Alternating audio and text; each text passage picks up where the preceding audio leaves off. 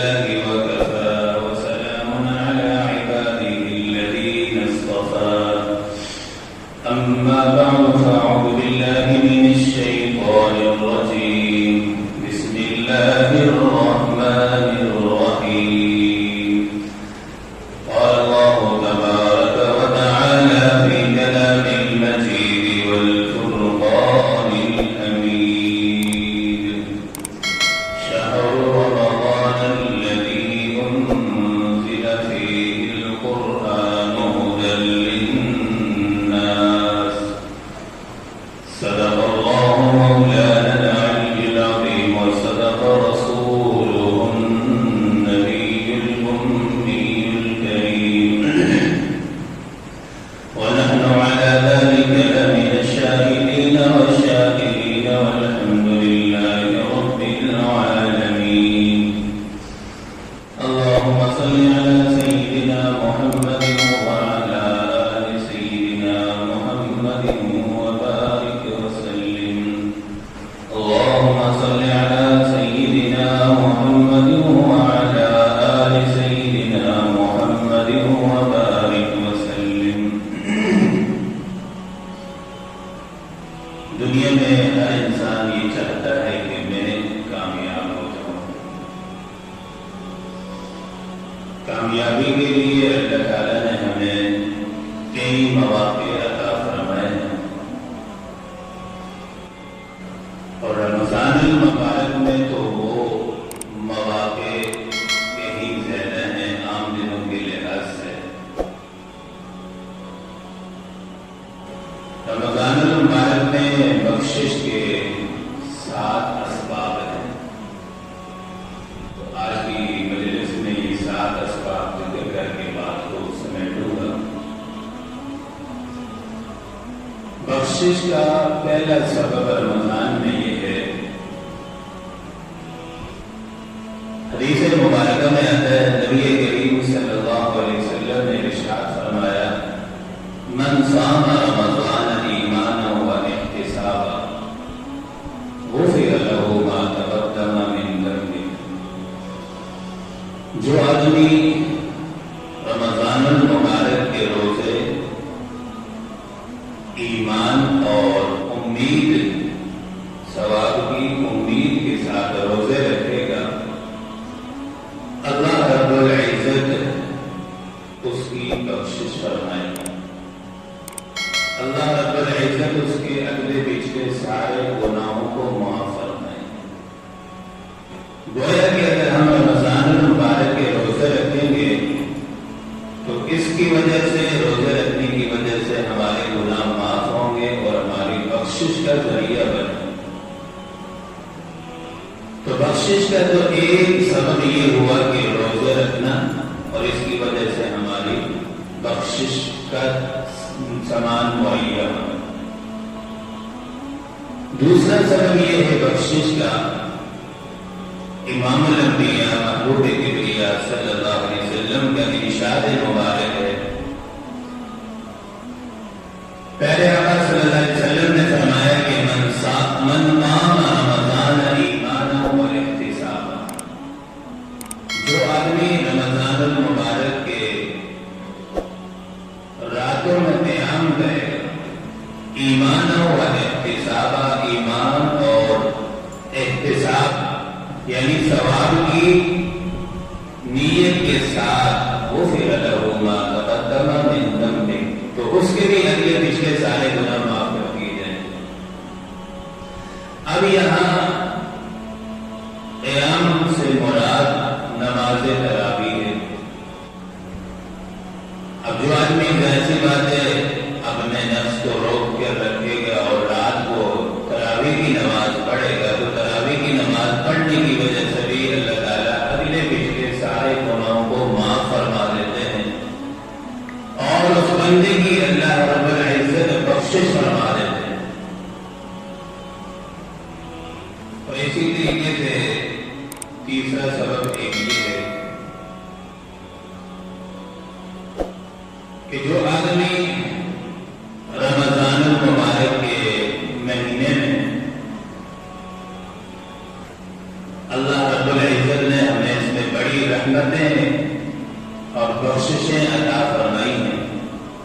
اسی مہینے میں اللہ رب العزت نے ایک رات ہمیں عطا فرمائی ہے جس کی عبادت 1000 مہینوں کی عبادت سے افضل ہے۔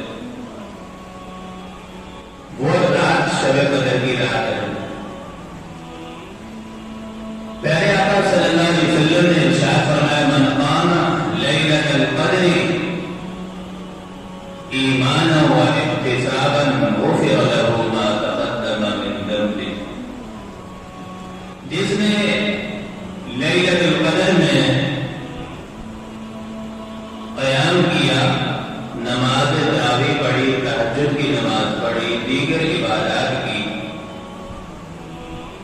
حدیث مبارکہ میں آتا ہے کہ آقا صلی اللہ علیہ وسلم نے فرمایا غفر له ما تقدم من ذنبه، اس کے بھی اگلے پچھلے سارے گناہوں کو معاف کر دیا جائے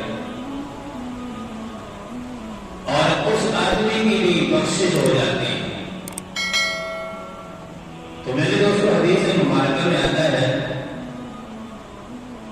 باقی پورا سال جو ہے بندہ گنہگار اللہ رب العزت کی رحمت کا طلبگار رہتا ہے، معافی کا طلبگار رہتا ہے کہ کون سا وقت ایسا ہو جس وقت میں میری دعا قبول ہو، توبہ قبول ہو جائے۔ لیکن جب رمضان المبارک کا مہینہ آتا ہے تو پھر اللہ کی رحمت تلاش میں رہتی ہے کہ کب یہ بندے مجھ سے معافی مانگے اور میں اپنے بندوں کو معاف کر دوں۔ اب دیکھنا ایک رات میں قیام کرنا 1000 مہینوں کی عبادت سے زیادہ افضل ہے، اور رمضان میں حدیث مبارکہ میں آتا ہے کہ ایک مرتبہ تسبیح پڑھنا سبحان اللہ، غیر رمضان میں آپ 1000 دفعہ سبحان اللہ پڑھیں، رمضان میں ایک دفعہ پڑھیں، آپ کو کتنا زیادہ اجر ملے۔ ام المؤمنین سیدہ عائشہ رضی اللہ تعالی عنہا نے نبی کریم صلی اللہ علیہ وسلم سے دریافت فرمایا یا رسول اللہ صلی اللہ علیہ وسلم، اگر ہم شب قدر کو اپنی زندگی میں پا لیں تو اس رات میں ہمیں اللہ رب العزت سے کون سی دعا مانگنی چاہیے؟ نبی کریم صلی اللہ علیہ وسلم نے ارشاد فرمایا کہ شب قدر میں جب پا لو تو اس رات کے اندر پہ اللہ رب العزت سے یہ دعا مانگو اللہم انک عفو کریم تحب العفو فاعف عنا۔ اس دعا کو اپنی کثرت سے پڑھے اس رات، اور اس رات میں تہجد کا بھی اہتمام، تلاوت کا بھی اہتمام ہو، جتنا ہو سکے۔ ضروری نہیں کہ پوری رات جاگ لیں، 2 رکعت پڑھ لیں، صلاۃ التسبیح پڑھ لیں، تھوڑی سی تلاوت کر لیں، تاکہ جاگنے والوں میں ہمارا نام بھی شامل ہو جائے۔ تو 3 چیزیں ہوں گی جو بخشش کا سبب بنتی ہیں۔ پہلا روزہ ہے، دوسرا رات کی تراویح ہے، تیسرا سبب شب قدر کا قیام ہے، شب قدر کی عبادت ہے، چوتھا سبب یہ ہے بخشش کا۔ نبی کریم صلی اللہ علیہ وسلم کی معمولات میں شامل تھا جب ماہ رمضان آتا تھا تو آپ صلی اللہ علیہ وسلم صدقہ خیرات میں اضافہ فرماتے تھے، کیونکہ آپ صلی اللہ علیہ وسلم کا عام دنوں کا جو معمول تھا وہ یہ تھا کہ آپ صلی اللہ علیہ وسلم کے دربار میں عام دنوں میں بھی اگر کوئی آ جاتا تو وہ خالی ہاتھ نہ جاتا۔ حدیث مبارکہ میں آتا ہے الصدقۃ تطفئ الخطیئہ، صدقہ جو ہے یہ گناہوں کو مٹا دیتا ہے، صدقہ کرنے سے گناہ مٹ جاتے ہیں، معاف ہو جاتے ہیں، اور صدقہ کرنے کی کی وجہ سے انسان کو بری موت سے اللہ رب العزت بچا لے. اور ایک اور حدیث مبارکہ میں آتا ہے جب آدمی صدقہ کرتا ہے کتنی ساری مصیبتیں بلائیں آفات بلیات آسمان سے بندے کی طرف آ رہی ہوتی ہیں. صدقہ کرنے کی وجہ سے وہ مصیبتیں وہیں سے واپس ہو جاتی ہیں, پریشانیاں کم دور ہو جاتی ہیں. تو صدقہ کرنے کی وجہ سے بھی انسان کی بخشش ہوتی ہے, انسان کے گناہ معاف ہوتے ہیں, اور صدقہ اللہ رب العزت کے غضب کو غصے کو ٹھنڈا کرتا ہے. تو اس لیے رمضان المبارک کے مہینے میں جتنا ہو سکے ہم صدقہ خیرات اللہ کے راستے میں خرچ کرنے کا اہتمام ہم زیادہ سے زیادہ کریں. اور ایک بخشش کا سبب یہ بھی ہے کہ رمضان المبارک کے میں افطاری کے وقت اللہ رب العزت کئی لوگوں کی بخشش فرماتے ہیں. حدیث مبارکہ میں آتا ہے ان للہ عند کل فطر عتقاء وذلك في كل لیلۃ, کہ ہر روز افطاری کے وقت اللہ تعالیٰ کئی ہزار لوگوں کو جہنم سے آزاد فرماتے ہیں. کئی لوگوں کی اللہ تعالیٰ افطاری کے وقت بخشش فرماتے ہیں فی کل لیلۃ, اور یہ سلسلہ پورا رمضان المبارک چلتا رہتا ہے. پورا رمضان المبارک کے مہینے میں یہ سلسلہ رکتا نہیں ہے, چلتا رہتا ہے. اس لیے حدیث مبارکہ میں آتا ہے رمضان المبارک کی جب یہ مبارک گھڑیاں شروع ہوتی ہیں تو ہر رات ایک منادی آواز لگاتا ہے, یا باغی الخیر اقبل, اے نیکی کرنے والے آگے بڑھ, ویا باغی الشر اقصر, اے برائی کی چاہنے والے اقصر اقصر. ہر رات یہ ایک منادی صدا لگاتا ہے, آواز لگاتا ہے. اور رمضان المبارک میں ہر رات اور ہر دن میں حدیث مبارکہ میں آتا ہے ان لکل مسلم دعوت مستجابۃ. ہر رات ہر دن رمضان المبارک کے مہینے کے اندر رات میں دن میں ہر مسلمان کی ایک دعا ضرور قبول ہوتی ہے. چاہے دن میں دعائیں کریں تو ان میں سے 100 دعائیں کی ایک دعا ایسی ضرور قبول ہوگی, رات میں کریں تو ان میں سے ایک دعا ضرور قبول ہوگی. اور انسان اللہ رب العزت سے دعا زیادہ کرنی چاہیے, مانگنا چاہیے. تو اس لیے دعاؤں کی وجہ سے جو ہے انسان کی بھی بخشش بھی ہوتی ہے. اور ایک حدیث مبارکہ میں آتا ہے کہ دعا ایسی طاقتور چیز ہے کہ اس سے انسان کی تقدیر بھی بدل جاتی ہے. تو اس لیے ہمیں چاہیے کہ ہم رمضان المبارک کے مہینے میں دعاؤں کا اہتمام زیادہ کریں. اب اس میں کچھ اوقات ہیں جن میں دعائیں زیادہ قبول ہوتی ہیں. ایک تو افطاری کا وقت ہے. اب افطاری کا جب وقت قریب ہو تو اس وقت میں دعائیں قبول ہوتی ہیں, اور ہم اس وقت کو ضائع کر بیٹھتے ہیں, دسترخوان پر بیٹھے ہیں, گپ شپ میں یا کھانے کا انتظار کر رہے ہیں. بھائی پورا سال کھاتے رہتے ہیں, رمضان المبارک کے مہینے میں کم از کم ہم خصوصی اپنے لیے, اپنے مرحومین کے لیے, عزیز و اقارب کے لیے خوب دعائیں کریں, اللہ تعالیٰ سے خوب دعائیں مانگیں. قبولیت کا وقت ہوتا ہے. اسی طریقے سے سحری کا وقت ہے, اس وقت بھی دعائیں قبول ہوتی ہیں.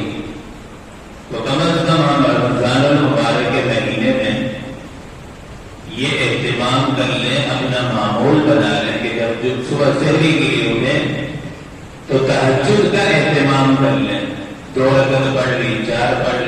اس کے بعد 5 منٹ 10 منٹ تھوڑی سی دعا کر لیں. تو سحری کے وقت بھی دعائیں قبول ہوتی ہیں اور افطاری کے وقت بھی دعائیں قبول ہوتی ہیں. اسی طریقے سے سجدے کی حالت میں انسان اپنے رب کے زیادہ قریب ہوتا ہے. تو سجدے کی حالت میں بھی انسان دعائیں کرے، اس میں بھی انسان کی دعائیں قبول ہوتی ہیں. سجدے کی حالت میں جو دعائیں کریں تو عربی میں دعائیں ہوں تو زیادہ بہتر ہے. عربی کے اندر زیادہ دعائیں مانگیں. تو سب سے زیادہ بندہ جو قریب اپنے رب کے ہوتا ہے وہ سجدے کی حالت میں ہوتا ہے. تو میرے دوستو یہ 7 اسباب ہو گئے جو بخشش کا سبب بنتے ہیں. تو جب ہم ان 7 اعمال کا اہتمام کریں گے تو یقیناً اللہ رب العزت ہماری بخشش فرمائے. اور اگر ماہ رمضان المبارک میں بھی ہم اپنی بخشش نہ کروا سکے، اپنے رب سے معاف نہ کروا سکے، تو پھر یاد رکھیں جبرائیل علیہ السلام کی بددعا سے، اور جس پر نبی کریم صلی اللہ علیہ وسلم نے آمین فرمائی ہے، تو اس بددعا سے ہم لوگ بچ نہیں پائیں. کیونکہ ایک طرف فرشتوں کا سردار ہے، بددعا دینے والا، آمین کہنے والی ہستی امام الانبیاء صلی اللہ علیہ وسلم کی ہستی ہے. اس میں دیکھیں کہ آپ صلی اللہ علیہ وسلم اتنے شفیق ہیں، آپ صلی اللہ علیہ وسلم نے پھر آمین کیوں فرمائی؟ اس کی وجہ یہ ہے کہ ایک بندے کو اتنا مبارک مہینہ رحمت والا نصیب ہو جائے، اس کے باوجود وہ اپنی بخشش نہ کروا سکے، تو پھر بتاؤ رمضان المبارک کے مہینے سے بڑھ کر کون سا مہینہ ہوگا جس میں ہم اپنے رب کو راضی کریں گے اور اپنی بخشش کروائیں؟ اس لیے آپ صلی اللہ علیہ وسلم نے اس دعا پر آمین فرمائی کہ رمضان المبارک کا پورا مہینہ مل جائے، اس کے باوجود ہماری بدبختی سستی کاہلی ہے کہ اللہ رب العزت سے ہم اپنی بخشش نہ کروا سکے، تو یقیناً پھر ہم سے بڑا بدبخت کوئی نہیں ہوگا. تو اس لیے ہم دعاؤں کا زیادہ سے زیادہ اہتمام کریں، جو بھی وقت مل جائے اس پہ خوب دعائیں کریں، اپنے لیے، اپنے مرحومین کے لیے، اپنی بخشش کے لیے. اللہ رب العزت سے دعا ہے جو کچھ کہا گیا سنا گیا، اللہ رب العزت ہم سب کو عمل کی توفیق عطا